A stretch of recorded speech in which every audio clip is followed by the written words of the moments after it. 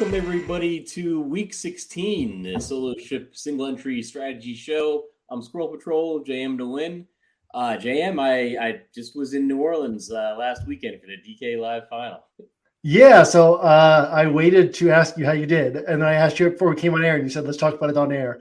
How was the weekend? It was a great weekend. My results, I was 53rd and 90th out of 200. So I'm okay with that. I had 2 entries out of 200. You know, I've placed one in about the top 25, the other in the top half. But the real sweat was I finished 3rd in the $20 DK Millie Maker. No way. And then 6th in the FanDuel Fan Championship. So that actually ended up paying much more than the final entries. You were sweating something very different from everybody else at the live final. If Ramondre Stevenson had scored one long touchdown, let's say if he had just kept running instead of pitching the ball back, I would have won both Millie Makers. Wild, man. So how do you play? Do you max the Millie Maker every week? I do. I generally do. So, I mean, if it's like a, $5, $15, $20 on DraftKings, I do. The FanDuel Fan Championship was something I'd been accumulating tickets from like both football and NBA since August. So I actually had 136 tickets for that. And then I just bought the final 14 entries. The DraftKings, sometimes like if I feel good about a slate, I'll max out the $20 DK Millie Maker, like the $4,000 ones. I've actually, we'll maybe talk about this next week, but I'm curious your thoughts on qualifiers too, because I thought of them. Well, actually, let's talk about it right now. I stopped playing qualifiers years ago because in my mind, the cost of the ticket is also like pays for the trip as well, right? So in that, from that standpoint, I was like, well, maybe it's negative EV to be playing these. And then I talked to some other people who they were like, well, it's plus EV for me because like I use this to build up my brand, but you're not like a big brand builder upper. So what's the thoughts on the qualifiers? Because you attack them, you win a lot of the seats, right? Do you have any concern about the expected value of those when you're paying for the cost of the trip as well? Not really, because I go on the trip and I enjoy that as well. It comes down to I just have been profitable, like wildly profitable at these things. Yeah.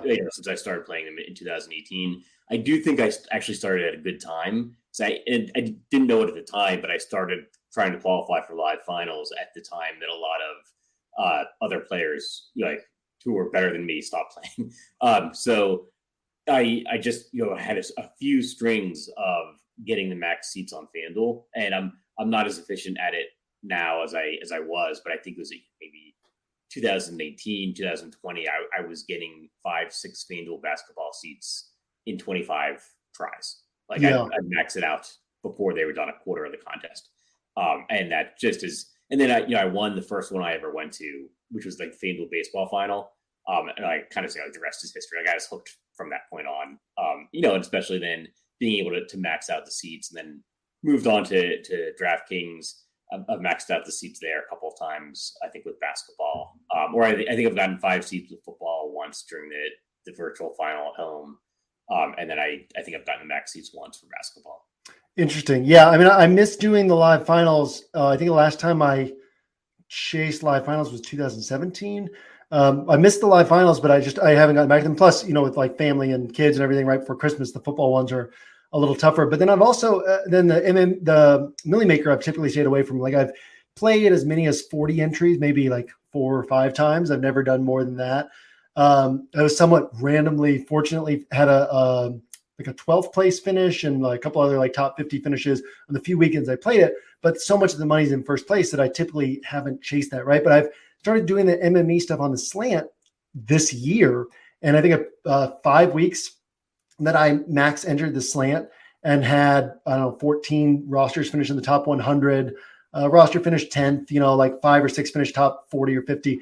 And so then I started thinking, obviously Millie Maker is very much first place or nothing, but I started thinking, well, there is I do have, my mind works in such a way that I can build for first place in these contests, right? And maybe that's something I'll pursue a little bit more next year. But yeah, I've not been an MME guy until this last couple months. And then because of that, never really attacked the Millie Maker. But yeah, interesting that you play that, not every week, but a lot of the time because it's something I've generally avoided. Yeah, and I like to have a 150 set on both FanDuel and DraftKings. And actually, I usually intend to enter that 150 set on DraftKings in either a qualifier, like they'll have a $8 or $10 qualifier, $12 qualifier. It's 150 entries max, and you don't have as good of a chance. Like you might just be playing 1% of the entries in that instead of 3%. Where in a like a $5,000 qualifier, there's only 14 entries for DraftKings. But I like to have a 150 set for both FanDuel and DraftKings in NFL, and I had actually intended to enter that 150 set into like the slant as well, which I presume would have won the slant. If I finished third in the But I mean, it's a single entry show, but I do MME as well, and I found it's a way. It's the best results I've had for football for MMEing is if I have an idea for a one roster or for absolutely, and then just it's all variations off of that. But those variations then get players that wouldn't necessarily be on my radar if I was, it's the difference between single entry and MME. It might just be a defense, right? Like I've got one set of core players, and then it's cycling through the defenses, and it gets defenses I wouldn't have considered otherwise. Yeah, I think that's an interesting point and key to bring up on a single entry show. Several of these weeks where I've done really well in the slant, my main build or one of my main builds, one of like my 3 max builds, ended up as like my second or fourth or fifth best out of my 150 rosters.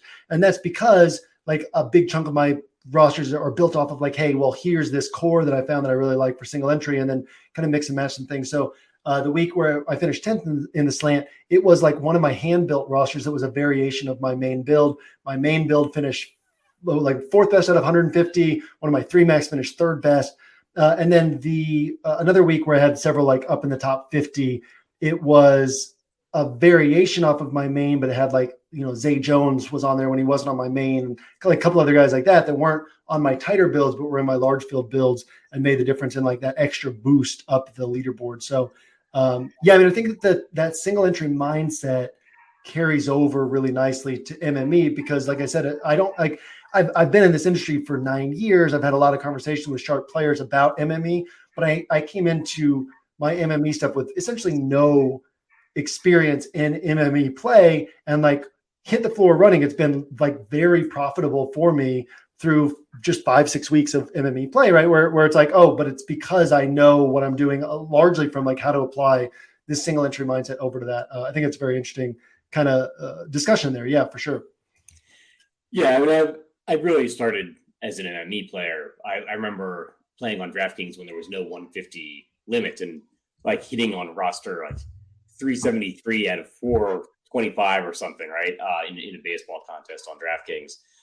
But yeah, I mean, I still think you obviously have to know, like if you MME wrong, you'll lose money 150 times faster. Yep, exactly. That's what when people say, well, yeah, like I don't, Pete Overzet has that in his intro. He's like, if I had 150 lineups, I'd win too, right? Like because it's like kind of a funny thing if you really understand it, because you're like, yeah, if you're not playing well, you're just going to lose money that much faster playing 150 lineups. Like doing 150 lineups well it's taking a lot of the same things that apply to profitable play in single entry or limited entry. And then it's just saying, okay, now let's apply this to more builds. Let's increase the sample size by applying solid play to more builds, which I guess brings us to this week where I think one of the interesting components this week is there's not going to be a lot of 30-point scores available. It's something we've had a lot this season. Weather games in a couple spots, and then a lot of high rush play rate teams. And then we've got Derrick Henry, who's gone for 200 plus yards and 2+ touchdowns in 4 straight games against the Texans. So I see that as the key decision point on this slate. I'm going to tell you how I'm seeing it, and I want to get your thoughts. So the way I'm seeing it is if Derrick Henry fails, he still probably scores 20 points, right? Because they don't want Malik Willis to do the ball 10 and 16 times in his 2 starts. Like Derrick Henry's going to get 25 to 30 carries. The only way he doesn't is if the Texans jump out to a big lead, which is highly unlikely, or if they're just like the Titans just don't have the ball. The only way he doesn't rush for 100 yards is if the Texans jump out to a big lead, or if Derrick Henry gets like 25 to 30 carries and doesn't crack 100 yards, right? So in my mind, if I'm not playing Derrick Henry, I'm still giving him 100 yards and a touchdown, and still saying, okay, I have to compete against people who got 20 points from Derrick Henry, 23 points, whatever. In my mind, the clearest way to then, if there aren't a lot of 30-pointers available, the clearest way to move past the Derrick Henry rosters, if he scores 20 to 25, is to get the 30-pointer that the Derrick Henry rosters don't have.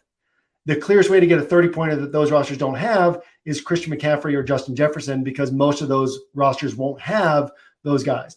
Similarly, if Derrick Henry hits for 35 points, the clearest way to move ahead of all the other Derrick Henry rosters, if you have Derrick Henry, is to have the guy who scores 35 plus as well, which again highlights Christian McCaffrey and Justin Jefferson. So I see this slate as like, if I'm not playing Derrick Henry, my clearest path to first place is to play Jefferson or CMC.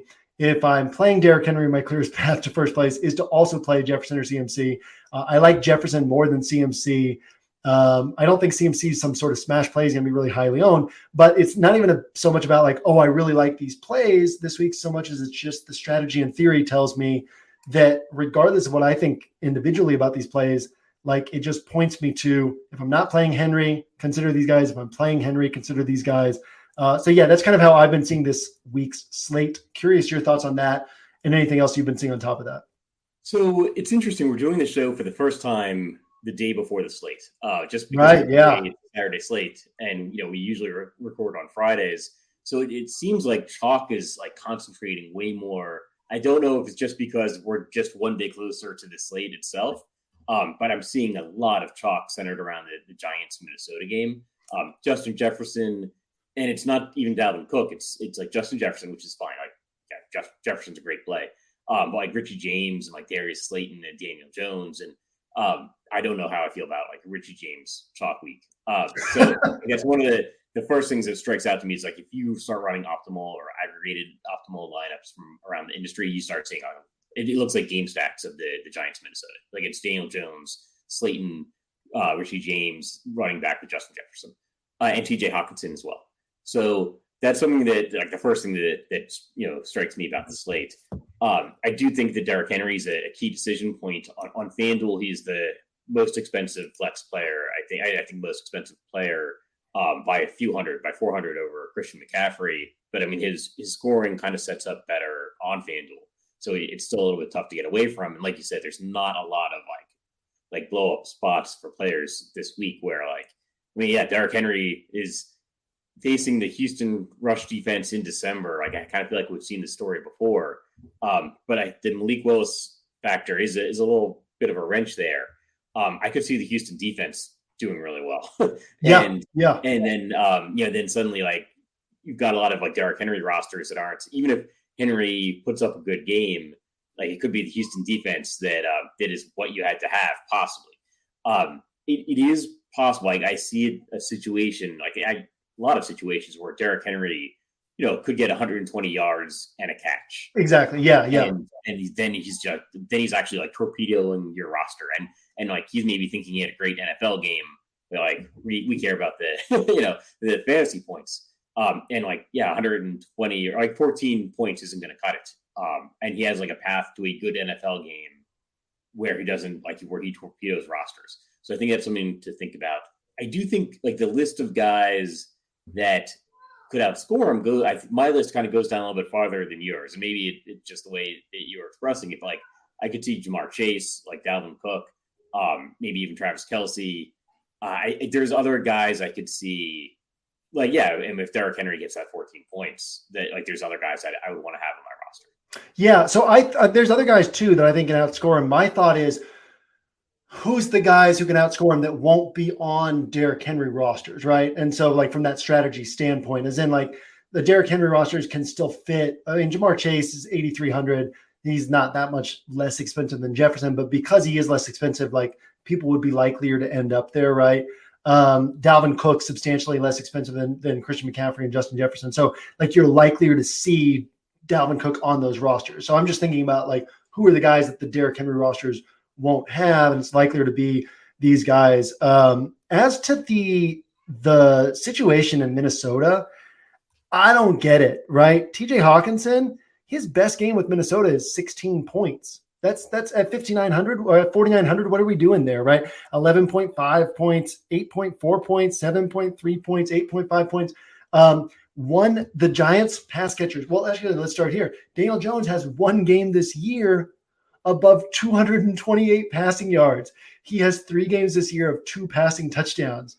He has a bunch of games with no passing touchdowns. The Giants pass catchers as a whole, all 4 of these core guys have put up one total score that you would really want in tournaments. And I think that the dome with all the weather is part of it, but I think the bigger part of it is the recency bias. I sometimes forget how recency biased people are, but 2 weeks ago, Kirk Cousins had played 12 games. He'd gone over 300 yards once.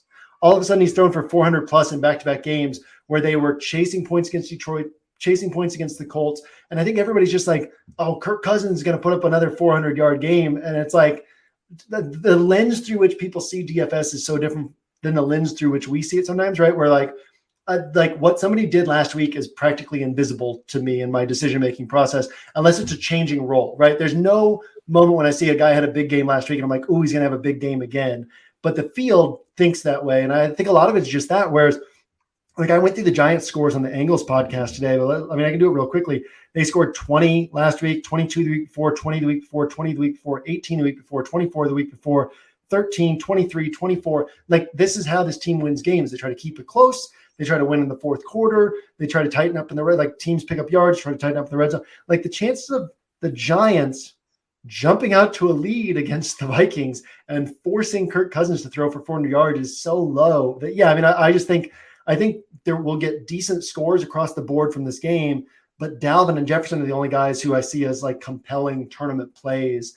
I'll also throw this out to you. I don't know if you've seen this, if you read the player grid yet, but Dalvin Cook, 4 games this year of 26 to 28 points. In 3 of those, Justin Jefferson also hit for 33 plus. So one of those spots, kind of like the old Titans offense, where it's everybody gets the points because they're just scoring a lot. Jefferson and Dalvin, a really interesting way to play 2 popular guys, but nobody will be playing them together. 75% of the time when Dalvin has hit, Jefferson has also hit. So I think that's an interesting way to go in that game as well. Yeah. So mentioning the recency bias, and I fall prey to it myself. I played Rashid Shaheed on one of my live final entries, and he got that 68-yard touchdown. I think it might have been the first touchdown on the slate. And I'm like, oh, it's going to be a great day. No matter what happens from here on out, he's 3% owned. And I'm like, I'm going to play him again. He's going to be one of my, maybe not core piece, but he's going to be one of my favorite value pieces, I think, just because he's so fast. And, he can get a long touchdown. He's not necessarily affected by the wind. He's not a guy that's catching 80-yard passes in the air. He's just, taking a screen pass to the house. So he's not necessarily affected by the weather and the wind. But recency bias is funny when you miss a slate and suddenly everybody is super high on someone. And you're sitting there, why is everybody so high on this guy? Kind of, do you see it? He had 120 yards last game. And that's happened to me a few times in my DFS career. I just don't get it. Everybody loves this guy just because of what he did last week or last game in the NBA. I think with the Minnesota Giants game, and I love the idea of playing Dalvin Cook and Justin Jefferson together. I think it's the weather impacting things, and people are seeing it's a dome game. This is one of the games that's not going to be impacted by the weather. But I think guys can still put up big scores in weather games. So I think that's going to be something that's overlooked this week. I also think it's just the pricing of the slate. There's no value, and everybody wants to get up to Derrick Henry and Christian McCaffrey. And then the value is the Giants wide receivers, but they're so tenuous. And like you said, I just can't imagine a slate breaking score from Daniel Jones, Darius Slayton and Richie James combined. But I will combine them on some rosters, and I will game stack that game in some of my 150 entries. But I think in single entry, it is great to get either away from that game or just get away from the Giants as a whole, just because I think they're going to be super. I think we might see 30% Richie James ownership, which seems crazy. And there's other value wide receivers out there that you can pick, or you could just flip the salary structure a little bit. Instead of paying up for the big running backs, you pay down for some of the more value running backs. I think Singletary, Devin Singletary, Isaiah Pacheco, these are guys could maybe take away from some of more favored quarterbacks as well. And then you pay up, you have multiple spots at wide receiver, like play a Justin Jefferson and Jamar Chase lineup, pay up for some of the wide receivers. So you're just flipping the salary structure, and you're playing a more unique lineup that also gets leverage off of the other chalky lineups. Yeah, I like that. I like that idea of the cheaper running backs. You could go like Jerick McKinnon and DeAndre Swift. You could go Devin Singletary. There's different ways you could go down there. It's interesting to me that Marquise Goodwin is coming in currently with lower ownership projections than Isaiah Hodgins. Isaiah Hodgins is 4,100. Marquise Goodwin's 4,300. Geno Smith has top 228 passing yards in 9 of his last 12 games. It's a concentrated offense. They're going to be chasing points against Kansas City. Marquise Goodwin, last time when DK Metcalf got hurt, Geno threw only 27 passes in that game, second fewest pass attempts he's thrown in any game this season. Marquise Goodwin went 4 for 67 and 2 touchdowns. Like, this is the guy who's legitimately capable of going 6 for 100 and 2 touchdowns. At 4,300, Isaiah Hodgins, I don't think he's topped like 42, 43 yards this season. Yeah, I mean, I truly don't get it. And whether it's one thing, right, if we're not paying up for Stephon Diggs or paying up for Josh Allen, right? It's like these guys are priced for standard matchup in standard weather. Well, they've got a good matchup, but bad weather, right? So their chance of hitting their salary multiplier, whatever. Shaheed, I like that play this week because, like you said, and Chris Olave's out, Jarvis Landry's out. Andy Dalton's passing yardage prop last I looked was 146.5 yards, which is lower than he's had in any game all season. And yet, like, where are those 146 passing yards going to come from? They're going to just have to scheme up short area throws to Shaheed, try to get blockers in front of him and give him a chance. Like, I could see him getting 5 targets, 6 targets, like, of the short area variety. And if he busts some of these, those are some big plays. So like, whether these windy weather games, like, there are still ways to play them. And then the cold game, like Kansas City, nobody cares about cold. It like, you look through historical numbers, it has like very little to no impact on scoring.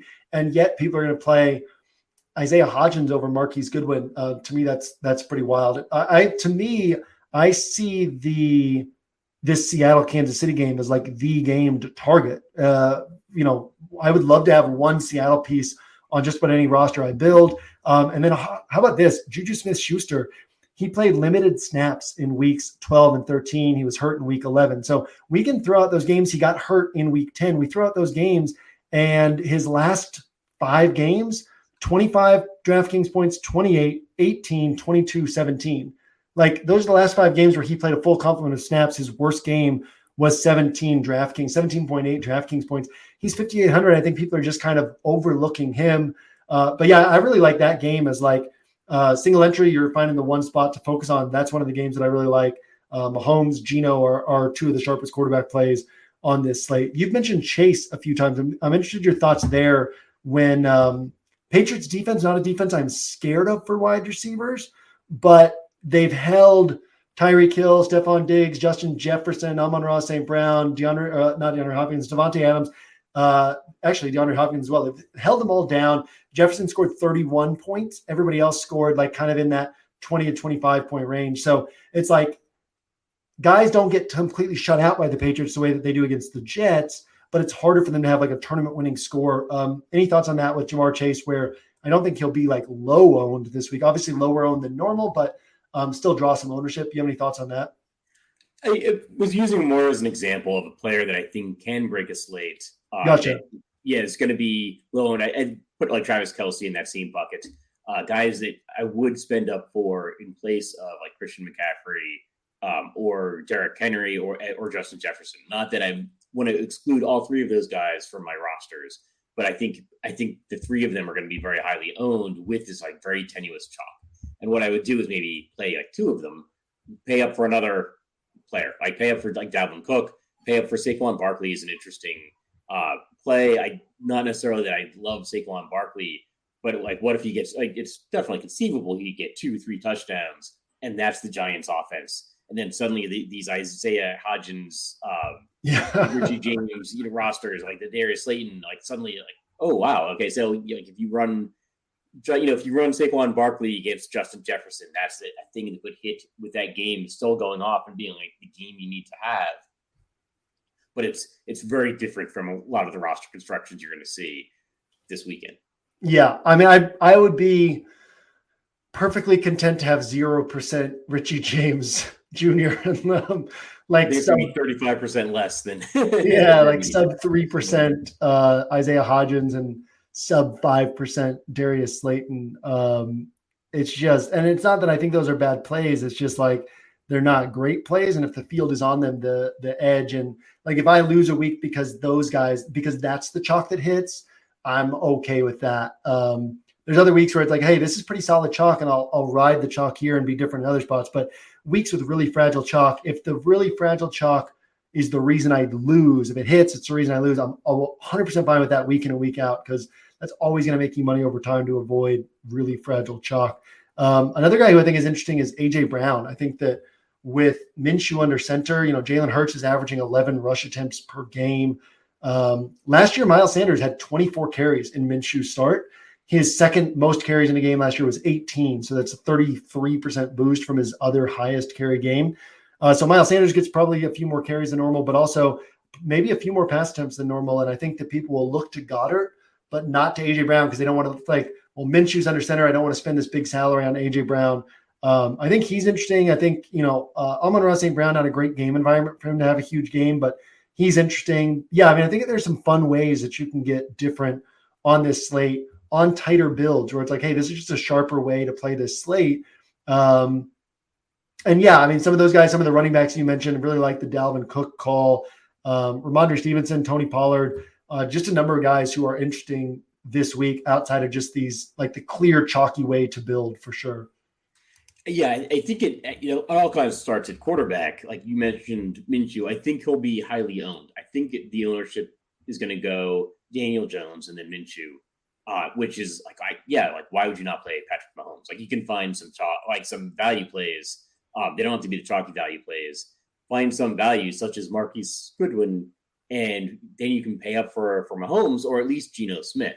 I think it's a great slate for single entry to play, to get different at quarterback, especially if that different means you're not playing Daniel Jones. You're still playing optimal plays. Yeah. Like Minshew makes some sense to me because he's actually much cheaper. He's priced to be the backup. Then there's a sudden change. So like Minshew could still go out and get 250 yards, 2 touchdowns, and like 4,800 or on DraftKings. I think it's like 6,000 or sub 6,000 on FanDuel. You can play Minshew. You can stack him with Goddard or AJ Brown, and then still have a game stack from another game. And that's a way that a roster can hit. Like Minshew just does enough at his salary, and playing him at his salary allows you to play like Travis Kelce, and like Kelce gets 2-3 touchdowns from Mahomes. Then instead of having to have Mahomes, you just had to have Kelce, or you just had to have like Justin Jefferson or something like that. So you're playing a Minshew with AJ Brown or Goddard, stacking another game and getting the points, from an offense where the same guy gets multiple touchdowns. I don't like the Daniel Jones call. And there's kind of limited quarterbacks because I'm going to avoid the quarterbacks in the really low point total games. Yeah. But while still going for maybe some of the running backs or wide receivers, there's really a limited pool of quarterbacks. So I like the idea of spending up or just playing one of the other less chalkier quarterbacks. Yeah, I wish that Taysom Hill were 4K instead of 4,800, because this week with the weather and no Mark Ingram and no wide receivers, I could see them leaning on Taysom Hill, right? Like and just giving him one of these like 14 to 30 point DraftKings games, but it's not worth the risk.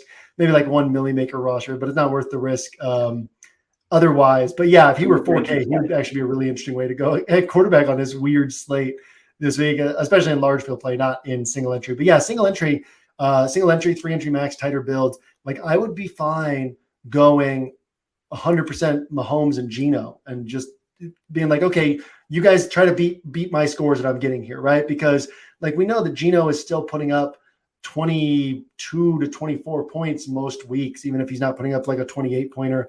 We know that Mahomes is going to put up 30 points at a higher clip than really anybody else in the NFL. And so it's like, if everyone wants to get cute with Kirk Cousins and Daniel Jones, I do like the Minshew play as well. But if everybody wants to get cute with some of these other spots, it's like, cool. You like, if you guys match what I do with Geno and Mahomes, fine. Like, then I can try to beat you in other spots. But it's hard for me to see me falling behind the field if I'm playing Geno and Mahomes and they're playing Cousins and Daniel Jones, right? Like worst case, I'm like matching them, and then I can separate in another spot. But in most scenarios, I'm going to separate there.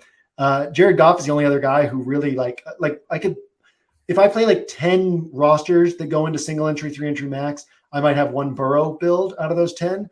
But really, like if I'm talking about single entry, 3-entry, Goff is the other guy who kind of stands out to me.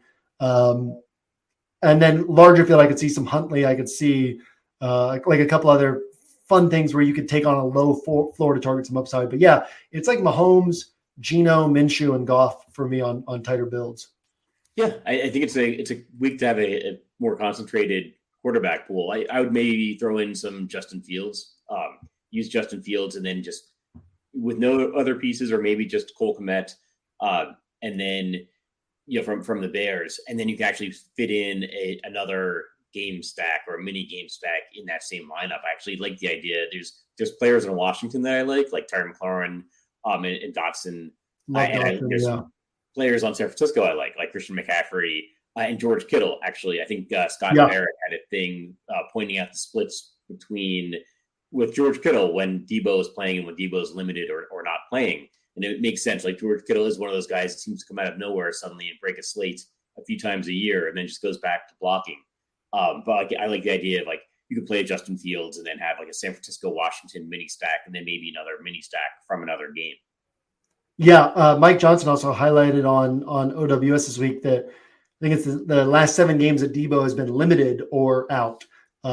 Kittle's averaging, I think it's 21.6 DraftKings points per game across those 7 games. That's a decent size sample size too, at his price tag. And then also there's guys who like people want to play Chris Moore at 4,700, but not Brandon Cooks at 4,900. People want to play Isaiah Hodgins at 4,100, but not Brandon Cooks at 4,900. So I think guys like Brandon Cooks, Drake London are interesting. Like, yeah, there's just a lot of fun ways to be different on this slate while playing plays that are either as good as or better than what the field is going to be chasing this week. I think that Shaheed, I think that Dotson, I think that Goodwin, Drake London, Brandon Cooks, all these guys are interesting to me. All of them open up salary for some of these other things that you want to do. And none of them are going to be as highly owned as like Isaiah Hodgins and Richie James Jr. So yeah, I mean, there's to me, there's plenty to like on this slate from a standpoint of ugly slate, but I feel like the direction that the field is going gives us like a really nice path to first place by just saying, okay, cool. Like it's not bad what the field is doing, but this isn't a normal week of chalk. This is very fragile chalk week. And so there are plays that are as good as or better than those plays that we can get on instead and be different. And then we're competing into a smaller part of the field. And then it's just like, how do we beat that portion of the field to get to first place? Yeah, there's actually one other value wide receiver. Is it Tyquan Thornton on New England? I think he was highly drafted. And, we've seen a bunch of the rookie wide receivers start to take over a little bit. But I think Thornton hasn't seemed to have done that in New England. And they do seem to have like a stable of guys. But I know like you pay a little bit of attention to the Patriots. Do you have any thoughts on him? I know it's kind of a random wide receiver. Yeah, no, I mean, I had like 20% Thornton in week 6 when he put up 21.3 points, but that was his second game. And it was like, oh, the Patriots are going to start featuring him and kind of involving him. And in that game, he had 5 targets. He had 3 carries. That was the last time he had a carry, which is really bizarre to me. It was like so he was a second round pick. People felt like it was a reach. He's a speed guy. And it was kind of this thing of like, oh, well, the Patriots are going to find ways to get him the ball in space, right? They're going to have a plan for how to use him. And then it looked like that. In his first game, he had 2 targets and he had no carries in that first game. The second game, he had 5 targets, 3 carries. And then the carries have dried up. The targets have dried up. So, yeah, I mean, I think he's on the field all the time, but it's a lot of short area throws, kind of like, hey, see if you can go score a touchdown with this. I think that offense is a little dysfunctional, but I'm not against the Tyquan Thornton play. I'm not against the Aguilar play either. Like Aguilar, basically most of his games is 6 to 8 points, and then he has an 18-pointer, a 26-pointer But with Devontae Parker out, I mean, they really want Jacoby to be their 1A, Parker to be their 1B. With Parker out, like Thornton and Aguilar are going to have opportunities here. So, yeah, I'm not against Tyquan Thornton. I'm not against Aguilar either. Probably not going to be on my tighter builds, but the ceiling is there. The floor is just really low. Oh, yeah. I mean, yeah, he might not get a catch, so maybe not somebody worth trying to sneak in single entry, but maybe for multi-entry builds, he's somebody. For sure. And opposite of Burrow and Chase build, I think that one of these Patriots wideouts becomes really interesting, because then you set up a scenario where the Patriots are chasing points, they're having to throw a little bit more, and maybe one of these guys can hit in response. Okay. All right. Any final thoughts on the week? No. It's fun to do the show. It's always fun to do it with a little bit more information in hand. So Merry Christmas to all, and to all see you at the top of the leaderboards. Yeah, happy holidays. Happy DraftKings and FanDuel holidays. Yeah, see you guys next week.